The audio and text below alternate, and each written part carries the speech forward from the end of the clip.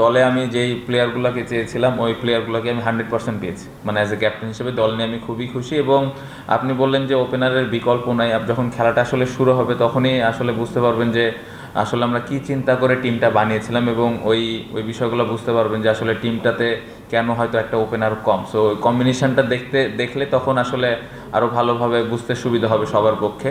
এবং টিমে যদি আপনি দেখেন 4টা পেস বোলার 4টা স্পিনার আছে, সো আমাদের কিন্তু দুই দিকে ব্যালেন্স আছে, আসলে আমরা দুই ধরনের কম্বিনেশনে যেতে পারি ওই কন্ডিশনটা বুঝে। সো টিম নিয়ে আমি খুবই খুশি, এবং ব্যালেন্স করার মতো টিম, স্পিন এবং পেস দুই ডিপার্টমেন্টেই। টেস্ট চ্যাম্পিয়নশিপে যেটা বললেন, গত বছর আমরা 7-এ শেষ করেছি। অবশ্যই তো লক্ষ্য থাকবে যে 4-5-6-এর মধ্যে যদি এবছর আমরা আসতে পারি তাহলে খুবই ভালো হয়। এবং উইনিং পার্সেন্টেজ গত বছর আই থিঙ্ক 45 এরকমই ছিল।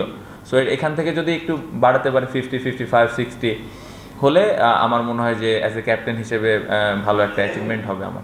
জিম্বাবুয়ের সাথে সিরিজটা ভালো হয়নি, এটা এটা ওই সিরিজটা আমাদের জেতা উচিত ছিল, এটা আমি মানি।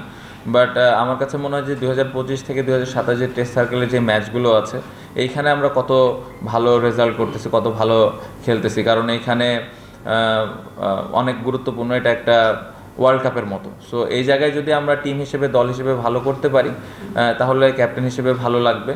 আপনি যদি দেখেন এই বছর আমাদের যে 12টা টেস্ট ম্যাচ আছে নেক্সট 2 বছরে, প্রত্যেকটা দলে কিন্তু অনেক স্ট্রং দল। সো সহজ হবে না, অনেক চ্যালেঞ্জের মধ্যে দিয়ে যেতে হবে। সো এই টিমটা সবাই মিলে একসাথে যদি আমরা কষ্ট করি, মেহনত করি, তাহলে আমার মনে হয় যে একটা বেটার রেজাল্ট করা সম্ভব। কিছুদিন ধরে ভালো ক্রিকেট খেলছি না, এটা অবশ্যই ডেফিনেটলি আমরা ভালো ক্রিকেট খেলতেছি না, এটা মানতেই হবে। বাট আমার মনে হয় যে এই খেলায় কামব্যাক করার সুযোগ সবসময় থাকে। সো নতুনভাবে আমার মনে হয় টেস্ট সার্কেল শুরু হচ্ছে, ওয়ান ডে অনেক দিন পরে আবার আমরা খেলবো চ্যাম্পিয়ন্স ট্রফির পরে। সো আমি বিশ্বাস করি যে এই টিমটা ভালোভাবে কামব্যাক করতে পারবে। যেভাবে সবার আমি ড্রেসিং রুমে ইন্টেনশন দেখছি যে দলকে জেতানোর জন্যে বা দলের প্রতি একটা ভালো জিনিস তৈরি করা বা একটা দলকে আমি কীভাবে কন্ট্রিবিউট করতে পারি, এই প্রত্যেকটা ইন্ডিভিজুয়াল প্লেয়ার যেভাবে চাচ্ছে আসলে আমি বিশ্বাস করি যে এখানে ভালোভাবে আমরা কামব্যাক করতে পারবো। পাল্লাকালের আগে তো আসলে খেলা আছে হইলো ইয়েতে গলে, তারপরে কলম্বো, এখানে যেতে যেতে তো আবার দেরি হয়ে যাবে, তার আগে ইনশাল্লাহ কামব্যাকটা হলে ভালো। যাক, শুনে ভালো লাগলো। অনেকদিন মানে এই প্রথম আমি শুনলাম যে টেস্টে আমরা একটু ভালো অবস্থায় আছি সাদা বলের থেকে, পজিটিভ দিক। না, আমার মনে হয় 3 ফরম্যাটেই আরও ইমপ্রুভমেন্টের জায়গা আছে এবং আরও ভালো করার সুযোগ আছে। হ্যাঁ, সাদা বলটা ভালো হয়েছে যেহেতু 4টা ম্যাচ আমরা জিতেছি গত সার্কেলে। সো এবছর যদি আর একটু বেশি জিততে পারি অবশ্যই খুবই ভালো লাগবে। সাদা বলে আমরা এরকম দল না, আমরা সবাই জানি আমরা আমাদের ভুলের কারণে আমরা ম্যাচ হারতেছি। সো এই ভুলগুলো যত কম করে আমরা সাদা বলেও আস্তে আস্তে যেন আবার কামব্যাক করতে পারি, এটাই মূল লক্ষ্য থাকবে। ডিসঅ্যাপয়েন্টিং অবশ্যই, আপনি দেখেন যে মিরাজ 7-8-এ ব্যাটিং করার পরেও হাইস্ট রান স্কোরার, তারপরেও 4টা ম্যাচ জিতেছি আমরা। তার মানে যদি আমরা ওপরের ব্যাটসম্যানরা যদি একটু কন্ট্রিবিউট করতে পারি, একটু না ভালোভাবে, হয়তো মিরাজ হয়তো কোনো দিন ব্যাটিংই পাবে না। সো তখন দেখা যাবে যে আমরা আরও বেশি ম্যাচ জিততেছি। সো টপ অর্ডারে যারা আমরা ব্যাটিং করি বা মিডল অর্ডারে যারা ব্যাটিং করি, টেস্ট ক্রিকেটের দায়িত্বটা তাদেরই, এবং ফার্স্ট ইনিংসটা খুব ইম্পর্টেন্ট। ফার্স্ট ইনিংস আমরা কত রান করতেছি। সো অবশ্যই এই জায়গাটাতে তো আমি যেটা বারবারই বলছি যে সবাই কিন্তু কষ্ট করছে, বাট রেজাল্ট হচ্ছে না। কেন হচ্ছে না এই জিনিসটা ফাইন্ড আউট করাটা ইম্পর্টেন্ট। বাট চেষ্টার কমতি আসলে কারণ নাই, সবাই চেষ্টা করতেছে। সো আবার সেম কথাই বলবো যে ব্যাটসম্যানরা চেষ্টা করছে, প্র্যাকটিস করছে ওইভাবে যে কীভাবে কামব্যাক করা যায়, এবং আমি বিশ্বাস করি যে এই টপ অর্ডারে যদি রান করে তাহলে বাংলাদেশ টিম আরও বেশি ম্যাচ জিতবে।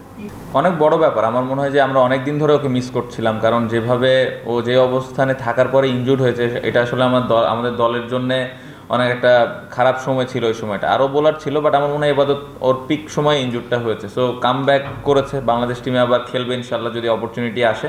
এটা দলের জন্য একটা বাড়তি স্ট্রেংথ হিসেবে কাজ করবে, এবং আমি আশা করব যে ওখানেও ভালো পারফর্ম করবে যদি সুযোগ আসে। প্র্যাকটিস ম্যাচে দারুণ বোলিং করেছে, ফিট আছে, আশা করব যে ফিট থাকবে এবং দলের হয়ে ভালোভাবে কন্ট্রিবিউট করবে। স্কিল নিয়ে কাজ করতে সমস্যা অনেক বেশি হচ্ছে সেটা বলবো না, কারণ পুরা পৃথিবী এখন এভাবেই চলছে, সবাই কিন্তু সব প্লেয়াররা এভাবেই অ্যাডজাস্ট করছে।